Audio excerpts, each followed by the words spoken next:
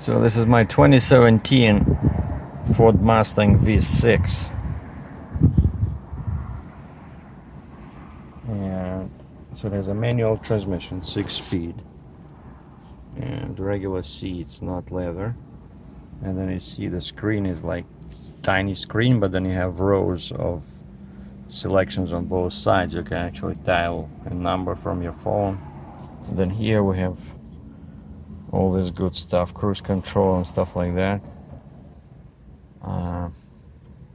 So typically standard V6, and I love it because I did some mods. I dropped in a regular K&N filter, not the air intake, and that one makes the car sound better, and I do feel more power because I try to alternate between a regular standard filter and K&N, and it does work nicer. So now I have 12,600 kilometers. What is that, 7,000 miles in 1 year? So I hardly drive the car since I'm always in my semi-truck. I'm a trucker. But so after the filter, and then I changed the exhaust. I put in Flowmaster American Thunder, and I put in X-Pipe Resonator Delete, and the car started sounding awesome. And also I got this. I know most people don't like it, but I don't know, I use it on all my vehicles. It's what they call canned tunes, but this stuff works. You got extra power, you got extra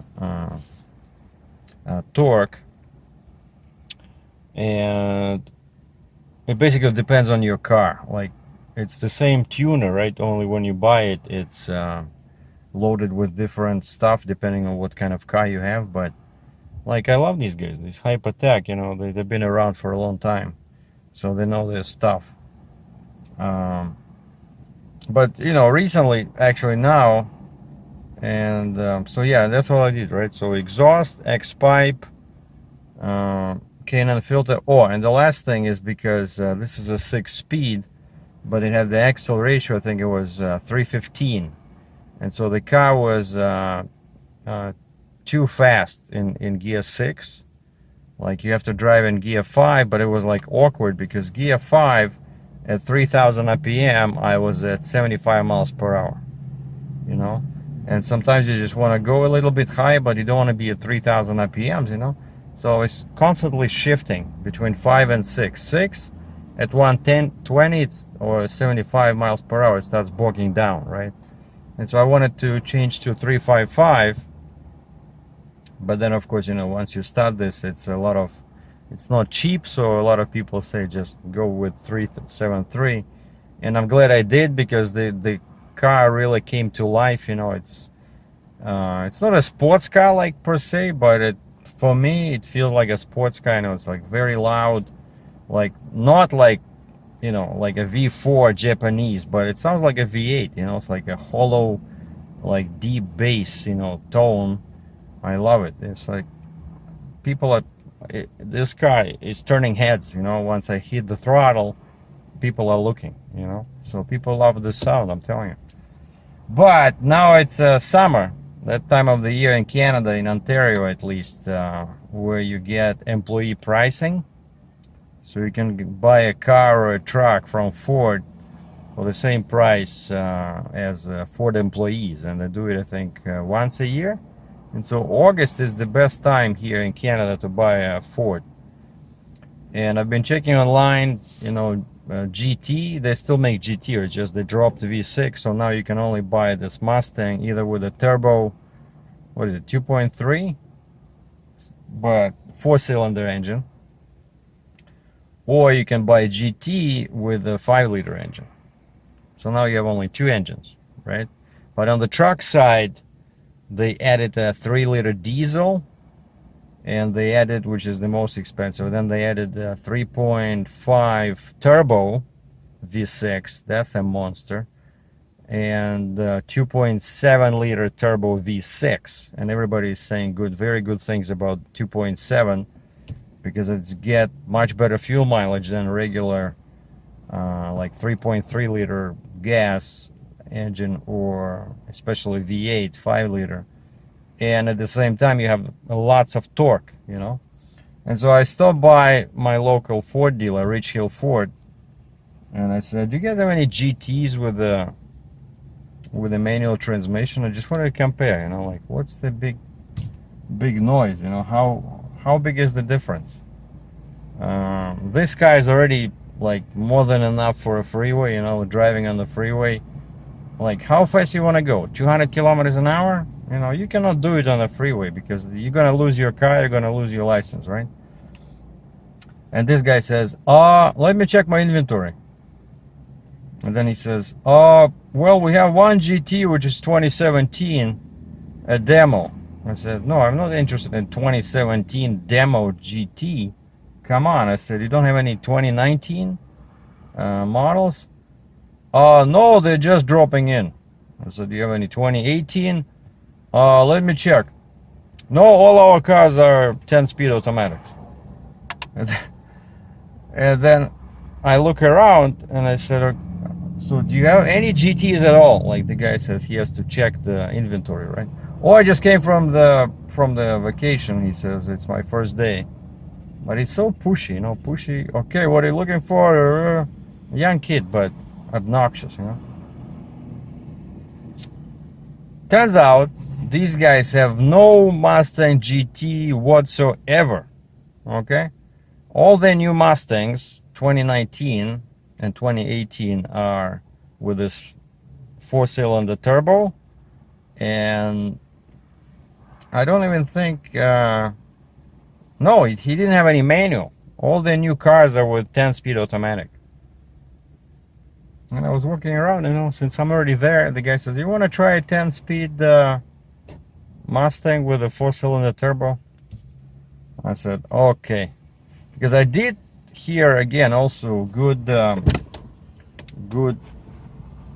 feedback from people. Some people are trading in the GTs, and after some small modifications, this 4-cylinder tiny but turbo engine can give GT a run for its money. You know, it's pretty fast, they were saying. And the best part is that it gets like 30% better fuel economy, you know. So you can use it for racing, you can use it for daily driving. But so I know it was fast, right? I know it's a fast car because it picks up speed pretty fast. But I just wasn't interested in 4-cylinder because of I know how 4-cylinder car sounds, you know. I had plenty of 4-cylinder cars, and a bigger engine just always sounds better, like the exhaust note. So anyway, we get in this car, the guy backs out, and you know, I look at the axle ratio, 3.15, so same as I had on this Mustang, and I had trouble, but I have a manual transmission, right? And we start driving, and that thing, I'm telling you, it's a very fun little car to drive. It's very fast. It's very fast. It's faster than my V6 because it has more torque, and that 10-speed is amazing. Even with 315, I don't know, it drove excellent. It had like, it feels pretty much the same as my car, except it's faster. And the ride was a bit stiffer because it has 18-inch tires. And of course the sidewall is small. I don't like that. That's why I got mine with 17-inch. They don't look as fancy as 18 or 19-inch, but the ride is better. Trust me. I had the low-profile tires on the Mazda before, and it was just awful, you know. Your butt was always sore, you know. So unless you get that overpriced Magna ride, then I would stay away with tires with very small sidewall.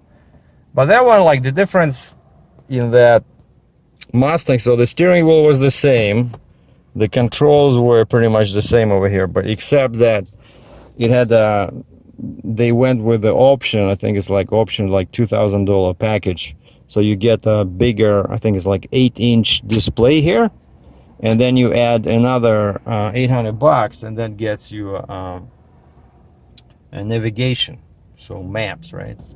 And also over here, instead of this, they have like this looks bigger over here.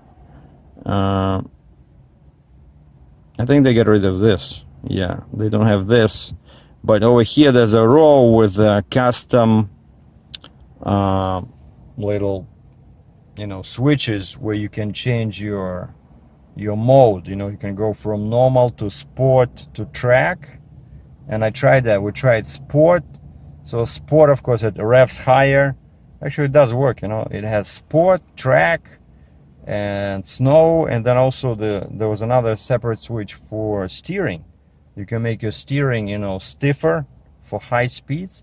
So basically it does have options for racing. But anyway, so a very interesting car. Of course, the exhaust, and yeah, actually it didn't sound too bad. Of course, it has a standard exhaust, but all in all, I was pleasantly surprised by this little car with a 4-cylinder turbo. And I was always thinking way back is that the future is with turbocharged smaller engines, not V8, not V6, but smaller. And that's what they're doing. It has more torque than a V6. It has more power. It can pick up more power when you do mods, because because of the turbo. And you can still do the same mods you do with this. Probably you can put a exhaust like I like Flowmaster, but or Ball or whatever. But of course, it's not gonna sound as good as this one. But with the automatic and 315, the car had no problem just picking up speed. When we switch into sport mode, it just pushes you into the seat. The car is so fast. I don't know. It feels like a V6 with like if I would put like a automatic in here and I was pushing the gas on the floor, that's how that car felt. But on that one, you just touch the throttle a little bit and it goes. Very nice. Again, except so I would modify the exhaust, and I would do something about the tires, because the sidewall it's just stiff. So you need either that Magna-Ride or smaller tires, 17-inch, then the sidewall is bigger. But all in all, like I said, a pretty interesting car.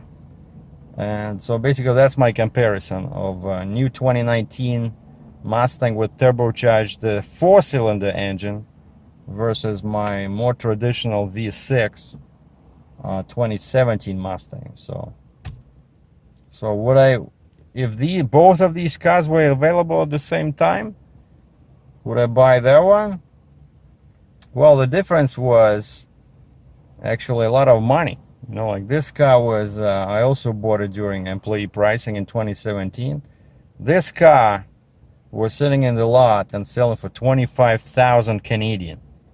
Now that car I just drove has a sticker price, even during this employee pricing, of $37,000.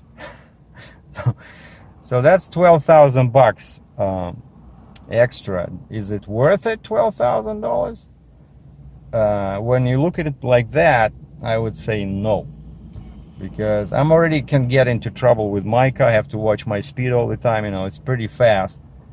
But if somebody has some money lying around, I would say, and somebody doesn't mind this big price difference, I would say that's a really interesting car to look at, and it's worth your attention if you're into powerful little vehicles.